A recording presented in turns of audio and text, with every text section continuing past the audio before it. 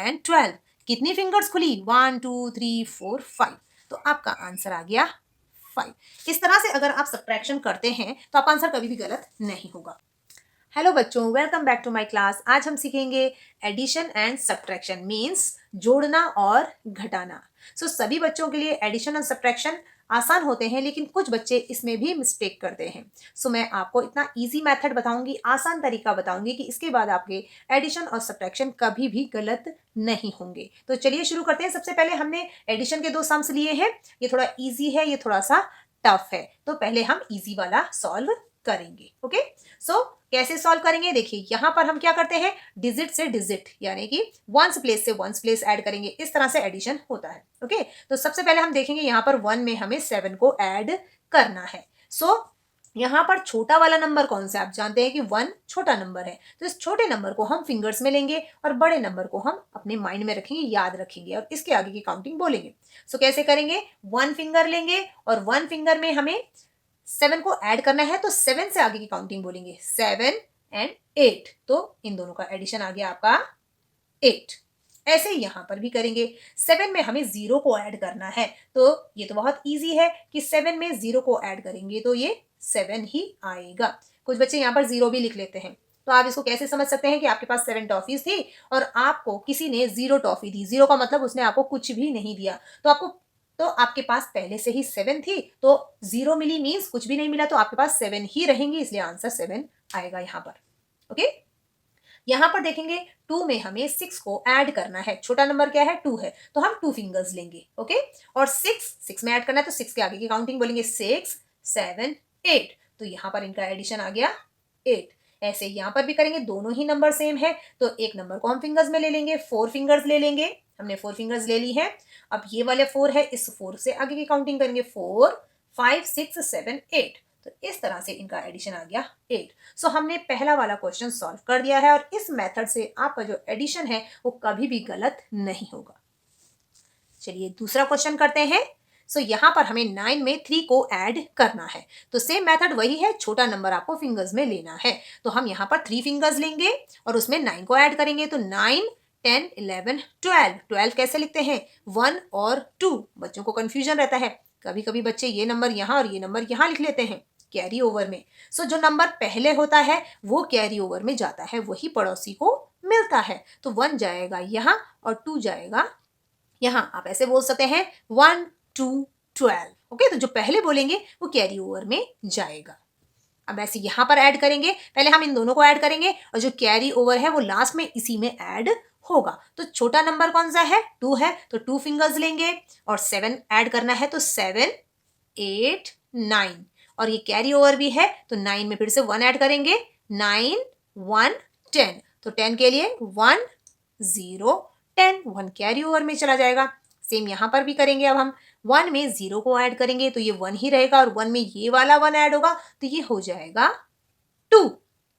यहाँ पर छोटा नंबर कौन सा है? 6 है। अब 6 फिंगर तो इस हाथ में है नहीं, तो अब हम क्या करेंगे? बॉक्सेस का यूज करेंगे। आप जानते हैं कि एक फिंगर में 3 बॉक्सेस होते हैं, 3 बॉक्सेस है, 1 2 3 4 5 6। तो ये 6 बॉक्सेस हमें चाहिए, तो हम 6 बॉक्सेस लेंगे और 7 में हमें ऐड करना है 6 को, तो 7 से आगे की काउंटिंग हम इन बॉक्सेस में करेंगे, 7 8 9 10 11 12 13। 13 क्या होता है? 1 3, तो 1 यहाँ जाएगा, 3 यहाँ जाएगा, बन गया 1 3 13। 1 कैरी ओवर में जाएगा।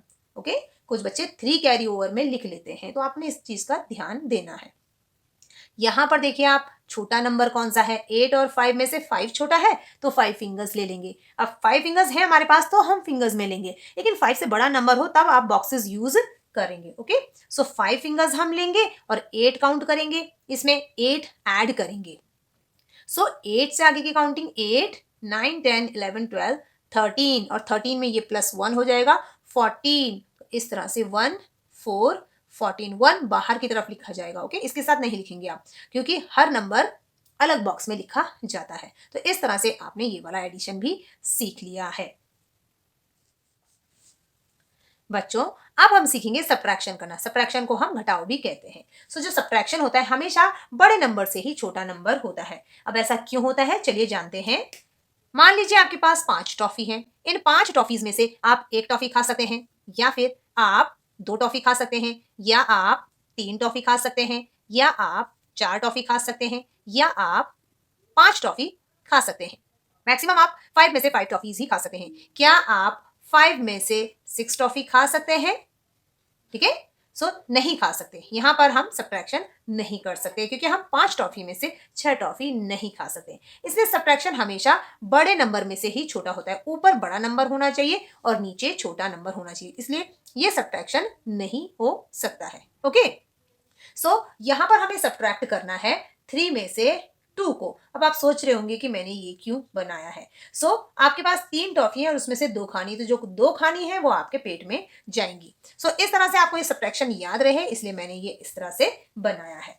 सो 3 में से 2 टॉफीज खानी है, तो ये जो 2 टॉफीज है वो आपके पेट में गई। जो नीचे वाला नंबर होता है उसे हम पेट में डालते हैं, और जो ऊपर वाला नंबर होता है उसे हम फिंगर्स में काउंट करते हैं। तो इस तरह से आपका जो सब्ट्रैक्शन होगा वो इजीली हो जाएगा और बिल्कुल आपका आंसर सही होगा। सो 3 टॉफीज थी आपके पास, 3 में से 2 टॉफीज आपने खाई, 2 पेट में चली गई, तो 2 टॉफी तो पेट में गई, तो बची कितनी? तो इसके आगे की काउंटिंग आप फिंगर्स में करेंगे। तो 2 टॉफीज आपकी गई पेट में, और 2 से आगे की काउंटिंग करेंगे 3 तक, तो ये हो जाएगा 2 एंड 3। तो कितनी फिंगर्स आई? सिर्फ एक फिंगर आई, तो आपका यहाँ पर आंसर आ जाएगा 1।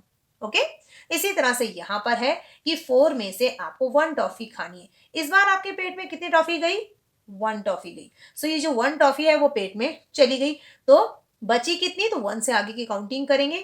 1 पेट में गई, 2, 3 एंड 4 तक की काउंटिंग करेंगे। और कितनी फिंगर्स आई? 1, 2, 3, 3 फिंगर्स आई। उसके बाद आपको फिंगर्स को काउंट करना है। तो फिंगर्स 3 आई है, 3 टॉफी बची, तो इस तरह से यहाँ पर 3 आ जाएगा। ओके, अब यहाँ पर देखेंगे 5 में से 4 टॉफी आपने खानी है, तो इस बार आपके पेट में 4 टॉफीज गई। तो 4 तो चली गई पेट में, बची कितनी? 4 से आगे की काउंटिंग करेंगे, सो 4, 5, तो सिर्फ एक ही फिंगर आती है, तो आंसर हो गया आपका यहाँ पर 1।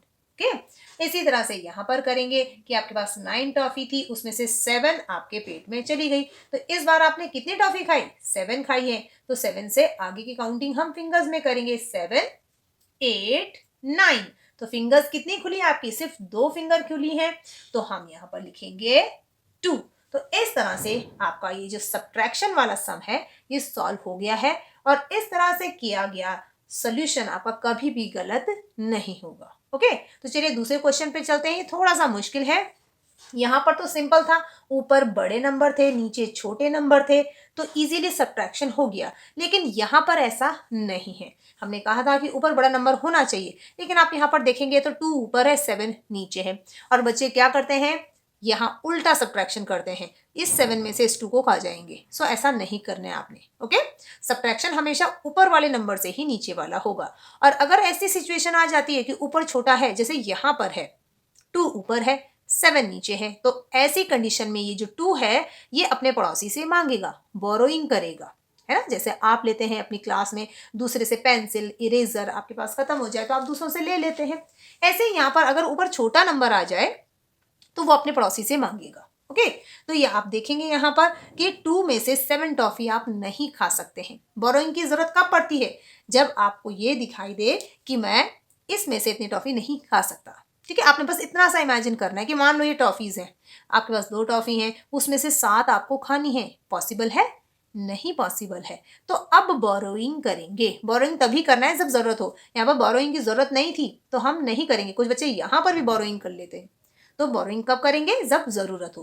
तो यहाँ पर नहीं खा सकते हैं हम 2 टॉफीज में से 7, तो बोरोइंग करेंगे तो ये इससे मांगेगा, जस्ट अपने पड़ोस वाले से मांगेगा। ओके, सो 7 इसको 1 टॉफी दे देगा, तो इसने इसको 1 टॉफी दी, वो यहाँ गई। अब इसने एक इसे दे दी तो ये कट करके 6 बन जाएगा। ओके, अब इसके पास से 6 है, एक इसे दे दी है, और ये 1 इसके लेफ्ट साइड पे लिखेंगे और ये बन जाएगा 1, 2, 12, छोटा सा 1 लिखेंगे।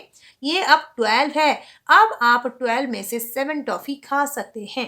अब ये 7 चला गया पेट में। अब 7 से आगे की काउंटिंग करेंगे हम फिंगर्स में, तो 7 गई पेट में, 8, 12 तक जाना है, 8, 9, 10, 11 एंड 12। कितनी फिंगर्स खुली? 1 2 3 4 5। तो आपका आंसर आ गया 5। इस तरह से अगर आप सब्ट्रैक्शन करते हैं तो आपका आंसर कभी भी गलत नहीं होगा और बहुत इजीली और बहुत जल्दी भी आंसर आएगा। अब यहाँ पर देखिए, आप 6 टॉफीज हैं, उसमें से 5 टॉफीज आपने खानी है। तो 6 में से 5 तो हम खा सकते हैं। तो इस बार आपके जो पेट में कितनी टॉफीज गई? 5। तो 5 तो गई पेट में, तो 5 से आगे की काउंटिंग करेंगे।